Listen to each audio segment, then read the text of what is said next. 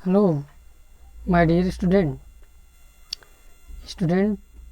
आप सभी का मोस्ट वेलकम है आज की इस वीडियो लेक्चर में। स्टूडेंट, आज की इस वीडियो लेक्चर में हम किंगडम मोनेरा के बारे में जानेंगे। और स्टूडेंट, किंगडम मोनेरा में मोस्टली रखा गया है किसको? बैक्टीरिया को। तो आज हम बैक्टीरिया के बारे में पढ़ने वाले हैं। तो चलिए स्टूडेंट स्टार्ट करते हैं, लेकिन उसके पहले एक मोटिवेशनल कोड जान लेते हैं। और मोटिवेशनल कोड ये है, ये आज मुश्किल है पर कल बेहतर होगा, बस तुम उम्मीद मत छोड़ना। स्टूडेंट, समय के साथ स्थितियाँ भी बदलती हैं। जैसे आज ऐसी स्थिति है कि हम लोग घर से बाहर निकलने में भी डर रहे हैं, लेकिन यह मान करके कि स्थिति बहुत भयावक है और कुछ करने का मन नहीं है और पढ़ाई छोड़ देना है, ये अच्छी बात नहीं है स्टूडेंट। तो मुश्किल से मुश्किल कंडीशन में भी हमेशा बेहतर करने का सोचना ही ये कल को बेहतर करेगा। अगर आप मुश्किल कंडीशन में भी बेहतर करने की सोचते हैं, और ये बेहतर आप कब करेंगे? जब आप उम्मीद नहीं छोड़ेंगे और कंटिन्यूअस हार्ड वर्क करेंगे। तो इसी मोटिवेशनल कोट के साथ स्टार्ट करते हैं आज के वीडियो लेक्चर्स। चलिए स्टूडेंट स्टार्ट करते हैं। स्टूडेंट, जो किंगडम मोनेरा है, जैसे आर एच विटेकर का 5 किंगडम क्लासिफिकेशन सिस्टम में जो फर्स्ट किंगडम है वो है किंगडम मोनेरा। और किंगडम जो मोनेरा है इसमें मुख्य रूप से बैक्टीरिया को रखा गया है। इसमें यूनिसेलर और प्रोकैरियोटिक ऑर्गेनिज्म को रखा गया है। और यूनिसेलर प्रोकैरियोटिक ऑर्गेनिज्म बैक्टीरिया ही पाया जाता है। जो बैक्टीरिया होते हैं ये मोस्ट एबंडेंट पाए जाने वाले माइक्रो ऑर्गेनिज्म हैं जो अर्थ पे सबसे ज़्यादा पाए जाते हैं। अब माइक्रो ऑर्गेनिज्म का मतलब वो ऑर्गेनिज्म जिन्हें हम नेकेड आई से, मतलब बिना लेंस के नहीं देख सकते, ऐसे ऑर्गेनिज्म को हम माइक्रो ऑर्गेनिज्म कहते हैं। अगर हम किसी सॉइल से एक हैंडफुल, मतलब एक मुट्ठी भर सॉइल हम लें हाथ में, तो उस हैंडफुल सॉइल में लगभग 100 के आसपास बैक्टीरिया प्रेजेंट होंगे। 100 से ज़्यादा भी हो सकती है। ये तो मिनिमम क्वांटिटी है जो हम बता रहे हैं स्टूडेंट। बैक्टीरिया जो हैं कि अनफेवरेबल, यानी एक बहुत ही अनफेवरेबल कंडीशन में भी सरवाइव करने की इनके अंदर कैपेसिटी होती है। एक्सट्रीम हैबिटेट, ऐसा हैबिटेट जहाँ नॉर्मल लाइफ पॉसिबल नहीं है, वहाँ पर भी बैक्टीरिया सरवाइव कर जाती हैं। जैसे कि हॉट स्प्रिंग में भी ये सरवाइव कर जाती हैं। डिजर्ट जहाँ टेम्परेचर बहुत हाई रहता है वहाँ भी, स्नो जैसे ग्लेशियर वगैरह है वहाँ भी, इवन डीप ओशियन हजारों फीट, मतलब डीप ओशियन मतलब समुद्र की तली में भी ये सरवाइव कर जाती है। मुख्य रूप से जो बैक्टीरिया हैं माय डियर स्टूडेंट, वो पैरासाइट्स होते हैं। बैक्टीरिया क्या होते हैं? पैरासाइट्स होते हैं, मतलब दूसरे से भोजन लेते हैं। अब वो कोई लिविंग ऑर्गेनिज्म हो सकता है या डेट हो सकता है। तो डेट से जब ये अपना भोजन लेंगे तो उन्हें सैप्रोफाइट्स बोलेंगे, और जब लिविंग से लेंगे तो उन्हें पैरासाइट्स बोलेंगे। लेकिन कुल मिला जुला के बैक्टीरिया में हेटेरोटॉपिक मोड ऑफ न्यूट्रिशन होता है। तो यहाँ कुछ फिगर है, जैसे इस फिगर में माय डियर स्टूडेंट आपको दिखाया गया है कि ये कुछ बैक्टीरिया हैं जो फूड के अंदर पाई जाती हैं, कुछ बैक्टीरिया हैं जो मिल्क के अंदर पाई जाती हैं, कुछ बैक्टीरिया हैं जो सॉइल के अंदर पाई जाती हैं। और इवन आप अगर हाथ को आप वॉश नहीं करते हो तो भी आपके हाथ के ऊपर भी बैक्टीरिया प्रेजेंट होती हैं।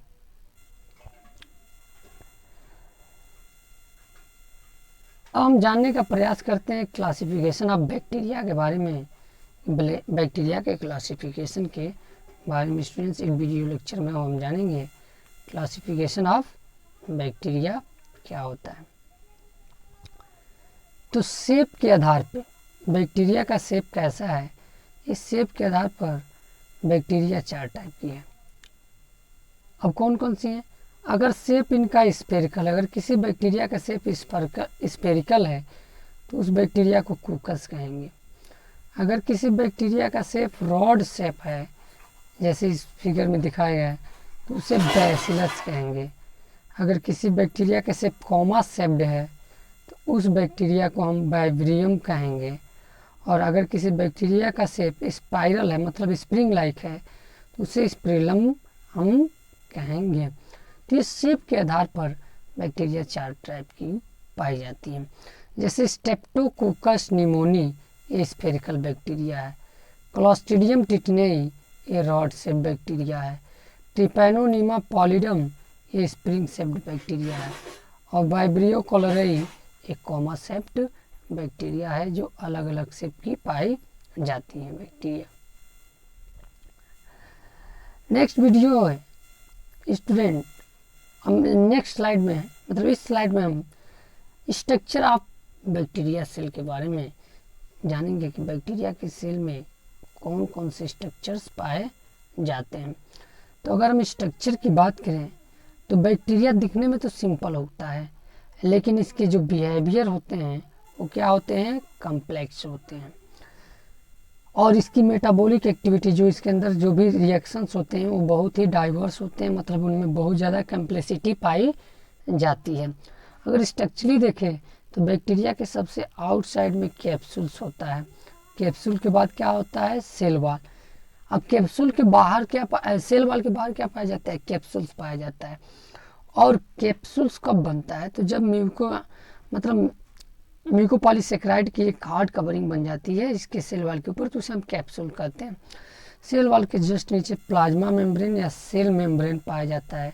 और सेल मेम्ब्रेन किसको कवर किया होता है? साइटोप्लाज्म को कवर किया होता है। साइटोप्लाज्म के अंदर राइबोसोम होंगे, प्लाज्मिड होंगे और पिलाई पाई जाती है। पिलाई जो शॉर्ट हेयर लाइक स्ट्रक्चर होती है जो बैक्टीरिया के सेल सरफेस पे पाई जाती है, और इसको किसी बेस से अटैच में हेल्प करने में, किसी होस्ट से अटैच में हेल्प करने में, तथा ये रिप्रोडक्शन में भी हेल्प करती है। जो बैक्टीरिया का न्यूक्लियर मटेरियल है वो सर्कुलर होता है और साइटोप्लाज्म में एक स्पेसिफिक लोकेशन पर पाए जाते हैं, इसीलिए उस स्पेसिफिक लोकेशन को न्यूक्लियाइड कहते हैं। बैक्टीरिया में न्यूक्लियस नहीं पाया जाता है, वेल डेवलप न्यूक्लियस का अभाव होता है। सेल ऑर्गेनेल जैसे mitochondria, ribosome, Golgi body, endoplasmic reticulum, इन सब का अभाव होता है। इसलिए बैक्टीरिया को हम क्या कहते हैं? प्रोकैरियोट्स कहते हैं। बैक्टीरिया में लोकोमोशन के लिए क्या पाई जाती है? बैक्टीरियल फ्लैजेलम या फ्लैजेला पाई जाती है। अगर न्यूट्रिशन की बात करें तो मोस्ट ऑफ द जो बैक्टीरिया होती हैं वो ऑटोट्रॉपिक्स होती हैं। ऑटोट्रॉपिक्स का मतलब है ये अपना फूड खुद बना लेती हैं और उसके लिए इनको इनऑर्गेनिक सब्सटेंस की ज़रूरत पड़ती है। अब इनऑर्गेनिक सब्सटेंस कौन कौन से? तो कार्बन डाइऑक्साइड और वाटर की इनको ज़रूरत पड़ती है। तो कार्बन डाइऑक्साइड और वाटर से ये अपना भोजन क्या कर लेते हैं? स्वयं बना लेते हैं।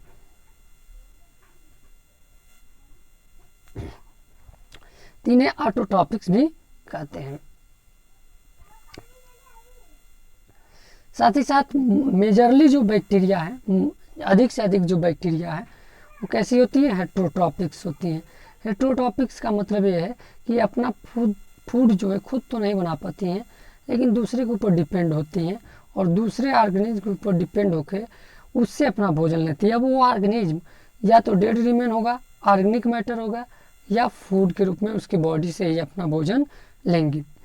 तो अगर dead remain of plant and animal है, उससे अगर भोजन लेती है बैक्टीरिया, तो उसको सड़ाने गलाने में काम करती हैं। लेकिन अगर जीवित जीव से भोजन लेती है तो उसमें डिजीज डेवलप करती हैं। अब बैक्टीरिया कुछ ऐसे थे कि कुछ बहुत पहले बन गए, जब अर्थ की ओरिजिन हुई तभी ये बन गए, और कुछ बाद में जैसे टाइम आगे बढ़ा तो बैक्टीरिया में मॉडिफिकेशन हुआ, मोस्ट मॉडर्न टाइप के बैक्टीरिया का फॉर्मेशन हुआ। तो किंगडम मोनेरा में जो बैक्टीरिया है इनको 2 ग्रुप में डिवाइड किया गया है। एक है आर्की बैक्टीरिया, और आर्की बैक्टीरिया का मतलब, आर्की मतलब होता है एंशिएंट और बैक्टीरिया मतलब बैक्टीरिया, मतलब प्राचीन बैक्टीरिया। वो बैक्टीरिया जब अर्थ इन्वायरमेंट का सरफेस क्या था, स्ट्रीम था। स्ट्रीम मतलब जीने के लिए फेवरेबल नहीं था। उस कंडीशन में ये बैक्टीरिया क्या की कि जब अर्थ पर ओरिजिनेट हुई, अर्थ पे पाई गई, ऐसे बैक्टीरिया को हम क्या बोलते हैं, आर्की बैक्टीरिया यानी एंशिएंट बैक्टीरिया। और इन बैक्टीरिया ये उस समय क्यों सर्वाइव कर गई, क्योंकि इनको लिव करने की प्रॉपर्टी होती है। किस कंडीशन में, तो हार्श हैबिटेट में लिव करने की, रहने की प्रॉपर्टी होती है। ये स्ट्रीम साल्टी एरिया में रह सकते हैं। तो अगर स्ट्रीम साल्टी एरिया में रहने वाली बैक्टीरिया है तो उसको एक टर्म दिया जाता है जिसे कहते हैं हैलोफाइल्स, यानी हैलो मतलब साल्ट और फाइल्स मतलब लविंग, साल्ट लविंग बैक्टीरिया कहते हैं। कुछ बैक्टीरिया ऐसी है जो हॉट स्प्रिंग में सर्वाइव कर जाती है, इन्हें हम कहते हैं थर्मो एसिडोफाइल्स। इन्हें क्या कहते हैं, थर्मो एसिडोफाइल्स, मतलब हॉट स्प्रिंग है और एसिडिक इन्वायरमेंट है, उस कंडीशन में सर्वाइव कर जाती हैं। और कुछ बैक्टीरिया जो होती हैं वो मार्सी एरिया में रहती हैं, इन्हें हम क्या कहते हैं, मिथेनोजेंस कहते हैं। यानी ये बैक्टीरिया वहाँ पाई जाती हैं जहाँ से मीथेन गैस का फॉर्मेशन होता है। आर्की बैक्टीरिया के पास जो सेल वॉल होती है उसका जो स्ट्रक्चर है, उसका जो केमिकल नेचर है, वो दूसरे बैक्टीरिया जैसे यू बैक्टीरिया से अलग होता है। और इस प्रॉपर्टी की वजह से आर्की बैक्टीरिया जो है कि स्ट्रीम कंडीशन में भी सर्वाइव कर जाती है, अनफेवरेबल कंडीशन में भी सर्वाइव कर जाती है। अब देखिए मिथेनोजेंस जो बैक्टीरिया है, आर्की बैक्टीरिया ही है एक टाइप की, ये रूमिनेंट एनिमल, मतलब रूमिनेंट और नॉन रूमिनेंट एनिमल दो टाइप के होते हैं। जैसे काऊ है, बफेलो है, गोट है, तो ये रूमिनेंट एनिमल्स हैं, यानी ये खाने के बाद जुगली करते हैं। जबकि आपका डॉग है, कैट्स हैं, ये नॉन रूमिनेंट एनिमल्स हैं, मतलब ये खाने के बाद जुगली नहीं करते हैं, तो इन्हें हम क्या बोलते हैं, नॉन रूमिनेंट एनिमल्स। लेकिन काऊ वगैरह क्या है, काऊ बफेलो क्या है, रूमिनेंट एनिमल है। तो रूमिनेंट एनिमल के गट में कौन पाया जाता है, तो मिथेनोजेनिक बैक्टीरिया पाई जाती हैं। और ये क्या प्रोड्यूस करती है, मीथेन बायोगैस प्रोड्यूस करती है। इस एनिमल के काउडंग से क्या प्रोड्यूस करती है, तो मीथेन बायोगैस का प्रोडक्शन करती है। आइए कुछ बैक्टीरिया हैं, आर्की बैक्टीरिया हैं, उनके हम फिगर देखते हैं। तो ये क्या है, हैलोफाइल्स आर्की बैक्टीरिया है, यानी साल्ट लविंग आर्की बैक्टीरिया है।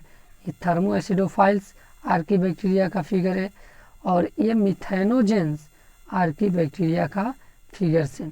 और ये क्या है, रूमिनेंट एनिमल का ये स्ट्रक्चर से।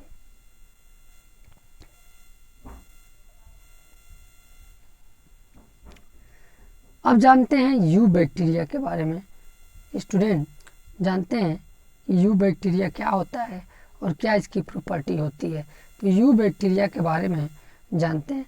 तो यू बैक्टीरिया को हम ट्रू बैक्टीरिया भी कहते हैं, क्योंकि इनके पास रिगिड सेल वॉल होती है, फ्लैजेलम होते हैं। अगर ये मोटाइल है, मतलब एक जगह से दूसरे जगह जा सकते हैं, तो उनकी बॉडी पे फ्लैजेला पाया जाता है। इनमें ऑटोट्रॉपिक बैक्टीरिया भी पाए जाते हैं, जो फोटोसिंथेसिस और कीमोसिंथेसिस दोनों तरह से अपना भोजन बना लेते हैं। या हेटरोटॉपिक बैक्टीरिया भी पाए जाते हैं यू बैक्टीरिया में। तो यू बैक्टीरिया में ऑटोटॉपिक भी होते हैं और हेटरोटॉपिक भी होते हैं। अब ऑटोटॉपिक में फोटोसिंथेटिक भी होते हैं और कीमोसिंथेटिक भी होते हैं। तो आइए जानते हैं कीमोसिंथेटिक बैक्टीरिया के बारे में। स्टूडेंट कीमोसिंथेटिक बैक्टीरिया के एग्जाम्पल है green sulphur bacteria, purple sulphur bacteria.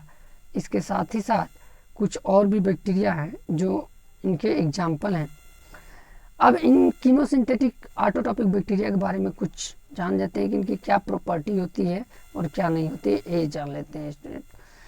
तो पहले तो ये है कि ये इनऑर्गेनिक सब्सटेंस को ऑक्सीडाइज करते हैं कीमोसिंथेटिक बैक्टीरिया। जैसे इनऑर्गेनिक सब्सटेंस कौन कौन से, तो नाइट्रेट मतलब NO3, नाइट्राइट मतलब NO2, और अमोनिया, तो अमोनिया का जानते हैं NH4 या NH3, अमोनियम गैस वगैरह जो है इनमें। और इन्हीं से ऑक्सीडाइज करके ATP का प्रोडक्शन करते हैं और उस ATP से अपनी ये लाइफ को सर्वाइव करते हैं। तो इनसे एक और फ़ायदा हो जाता है स्टूडेंट, अगर ये बैक्टीरिया हैं कीमोसिंथेटिक बैक्टीरिया, तो नाइट्रोजन को रिसाइकलिंग में हेल्प कर देते हैं, फास्फोरस के रिसाइकलिंग में, आयरन और सल्फर के रिसाइकलिंग में भी हेल्प कर देते हैं। तो ये एक फ़ायदा हो जाता है। आप जानते हैं कुछ जो यू बैक्टीरिया हैं वो हेटेरोटॉपिक्स भी होते हैं, तो उन बैक्टीरियाओं के बारे में जानते हैं, यू बैक्टीरियाओं के बारे में जानते हैं जो क्या होते हैं, हेटेरोटॉपिक्स होते हैं। तो ये हेटेरोटॉपिक यू बैक्टीरिया जो है ये मोस्ट एबंडेंट पाए जाने वाले नेचर में बैक्टीरिया है। ये नेचर में सबसे ज़्यादा अगर कोई बैक्टीरिया पाया जाता है तो हेटेरोटॉपिक यू बैक्टीरिया पाया जाता है। और ये मुख्य रूप से इनका जो मेन इकोलॉजिकल रोल है, मेन इंपॉर्टेंस है, ये डिकम्पोजर की तरफ वर्क करते हैं, मतलब जो dead remain of plant and animal हैं उनको सड़ाने गड़ाने में हेल्प करते हैं और इसलिए इन्वायरमेंट को एक क्लीन करने में भी हेल्प करते हैं। अब बैक्टीरिया का अभी तक हमने हेटेरोटॉपिक बैक्टीरिया वगैरह का टाइप्स भी पढ़ा, लेकिन बैक्टीरिया का इम्पोर्टेंस भी है हमारे जीवन में, इसका इम्पोर्टेंस भी है स्टूडेंट। तो पहला इम्पोर्टेंस देखते हैं कि हेटेरोटॉपिक बैक्टीरिया का क्या हमारे जीवन में इम्पोर्टेंस है। तो ये कर्ड बनाते हैं, हेटेरोटॉपिक जो बैक्टीरिया है वो मिल्क से क्या बनाती है, कर्ड बनाती है, एक इम्पॉर्टेंट ये है। दूसरा एंटीबायोटिक्स जो ड्रग्स हैं उन ये हेटेरोटॉपिक बैक्टीरिया से बनाई जाती हैं। साथ ही साथ ये नाइट्रोजन फिक्सेशन में भी हेल्प करती हैं। ये कुछ लेगुमिनस प्लांट, दलहनी प्लांटों की जड़ गांठों में पाई जाती हैं और उन प्लांटों को एटमॉस्फेयर से नाइट्रोजन को एसिमिलेट करके उन प्लांटों को देती हैं।